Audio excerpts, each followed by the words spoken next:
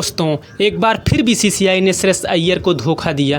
कहते हैं कि बीसीसीआई ऐसा क्रिकेट बोर्ड है जो कि सबको बराबर का दर्जा देता है और सबको मौका देता है। प्रदर्शन के हिसाब से आपको इंडियन टीम में चुना जाता है। लेकिन कुछ लोगों का मानना ऐसा है कि बीसीसीआई अब ऐसी बीसीसीआई नहीं रही, क्योंकि अगर प्रदर्शन के हिसाब से चुना जाता तो टेस्ट में सबसे अच्छा प्रदर्शन इस समय श्रेयस अय्यर का था और श्रेयस अय्यर को ज़रूर चुना जाता।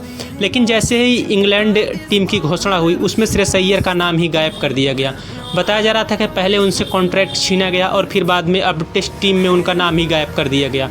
बात की जाए अगर श्रेयस अय्यर की, तो बीसीसीआई और कोच गौतम गंभीर ने बताया कि श्रेयस अय्यर बाउंसर नहीं खेल पाते हैं और जो बाउंसर की उनकी दिक्कत है वो लगातार चलती जा रही, इसीलिए इंग्लैंड में वो सफल नहीं हो पाएंगे और इसीलिए हम उन्हें टेस्ट से बाहर कर रहे हैं।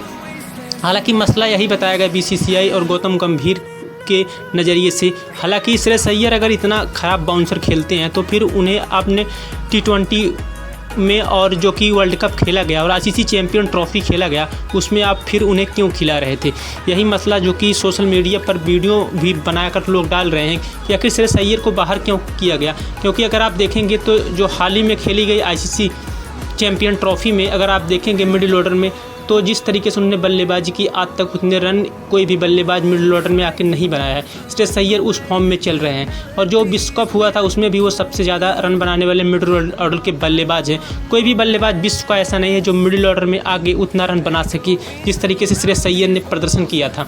श्रेयस अय्यर एक बेहतरीन खिलाड़ी हैं और जिस तरीके से वो खेलते हैं, काबिलियत की उनके पास कमी नहीं है। लेकिन हालांकि मसला उनका चल रहा था जो कि शॉर्ट गेंदों पर वो आउट जरूर हो रहे थे। लेकिन जिस तरीके से उन्होंने घरेलू क्रिकेट खेला, चाहे आप रणजी ट्रॉफी ले लें, चाहे आप मुश्ताक अली ट्रॉफी ले लें, हाईएस्ट स्कोरर रहे थे। और जिस तरीके से जो बल्लेबाजी की, जो कॉन्सिस्टेंसी दिखाया उन्होंने, हालांकि बीसीसीआई उन्हें ऐसा लग रहा है कि उन्हें धोखा दे रही है और सिर्फ जो मसला उनका है शॉर्ट पिच दिखाकर उन्हें टीम से बाहर करना चाहती है। जो कि सोशल मीडिया पर ये वीडियो काफ़ी तेज़ी से वायरल हो रहा है कि श्रेयस अय्यर और बीसीसीआई की ज़्यादा बैठती नहीं और गौतम गंभीर से ज़्यादा उनकी जमती नहीं, इसलिए उन्हें बीसीसीआई टेस्ट श्रृंखला से बाहर कर दी। हालांकि सबको यही लग रहा था कि श्रेयस अय्यर जिस फॉर्म में चल रहे हैं और जिस तरीके से वो बल्लेबाजी कर रहे हैं, बीसीसीआई उन्हें ज़रूर मौका देगी और टेस्ट में शायद वाइस कप्तान के रूप में उन्हें बनाया जा सकता है। क्योंकि जिस तरीके से उन्होंने ओडीआई में बल्लेबाजी की, ऐसा माना जा रहा था कि श्रेयस अय्यर हर फॉर्मेट में अच्छे खेलते दिखेंगे।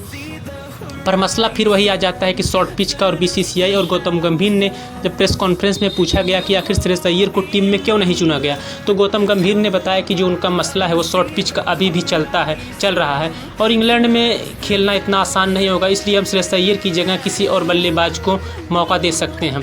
पर श्रेयस अय्यर को ना चुना जाना श्रेयस अय्यर के लिए काफ़ी चिंता का सबक हो सकता है, क्योंकि जिस तरीके से वो बल्लेबाजी कर रहे हैं, आईपीएल में आप देखेंगे अगली साल उनकी टीम जो फाइनल जीती थी और इस साल भी वो प्ले ऑफ में पहुंच चुकी हैं और जो उनका योगदान काफ़ी रहा है, हर मैच में वो रन बनाते हैं।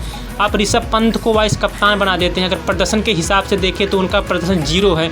अगर श्रेयस अय्यर और ऋषभ पंत का आप जो कि कंपेयर करेंगे तो श्रेयस अय्यर काफ़ी आगे निकल जाते हैं और ऋषभ पंत जो कि 0 हैं। क्योंकि जिस तरीके से जो बल्लेबाजी की है, अगर आप बल्लेबाजी के हिसाब से टीम चुनते हैं तो आप प्रदर्शन के हिसाब से भी चुनना चाहिए, क्योंकि श्रेयस अय्यर जिस तरीके से बल्लेबाजी कर रहे हैं वो काबिल तारीफ़ है। अब बीसीसीआई क्या सोच रही है, श्रेयस अय्यर को क्यों नहीं लिया गया? क्या श्रेयस अय्यर को बीसीसीआई चाहती है कि उनका कैरियर टेस्ट में ख़त्म कर दिया जाए और सिर्फ ही वनडे और T20 फॉर्मेट वो खेले? लेकिन श्रेयस अय्यर एक लंबी रेस के घोड़े हैं और जिस तरीके से वो खेलते हैं, अगर टेस्ट में उन्हें मौका दिया जाता तो बेहतरीन बल्लेबाज की तरह उभर कर निखर सकते थे। क्योंकि जो बल्लेबाजी उन्होंने करके दिखाई है, जो जिस तरीके से उन्होंने भारत को आईसीसी चैंपियन ट्रॉफी जिताई, वहाँ से वो काफ़ी हाईलाइटेड बने और जिस तरीके से बल्लेबाजी की वो काबिल तारीफ़। इस साल आईपीएल जो चल रहा है और आईपीएल में उन्होंने ताबड़तोड़ बल्लेबाजी की, जो स्ट्राइक रेट है उनका वो काबिल तारीफ़। हालांकि ये आईपीएल इतिहास के सबसे महंगे खिलाड़ी ऋषभ पंत बिके थे, दूसरे नंबर पर श्रेयस अय्यर। लेकिन श्रेयस अय्यर ने कई मैच अपने बल पे जिताए और जो कि पंजाब को प्लेऑफ तक पहुंचाया। ये जो देखकर सभी जो फैंस हैं वो काफ़ी दुखी हैं कि आखिर टेस्ट में श्रेयस अय्यर को जगह क्यों नहीं बनी।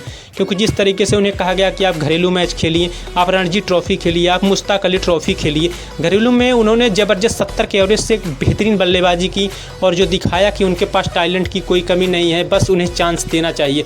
अब बीसीसीआई देखना ही क्या सोचती है, लेकिन जो टीम की घोषणा हो गई है और उसमें श्रेयस अय्यर का नाम गायब है।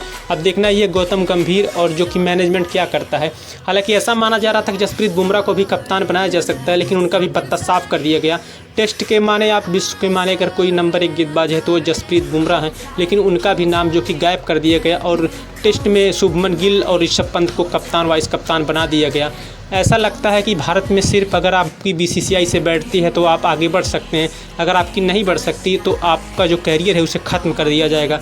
वही चल रहा है श्रेयस अय्यर और सरफराज खान को जिस तरीके से टीम से बाहर किया गया। प्रदर्शन की बात की जाए, दोनों का प्रदर्शन लाजवाब है, लेकिन टीम के जो मैनेजमेंट कोच हैं साफ तौर पर ऐसा बता देते हैं कि वो टीम फिट नहीं बैठ रही और खिलाड़ी जो कि प्रदर्शन नहीं कर रहा, इसलिए उन्हें बाहर का रास्ता दिखाया जा रहा है।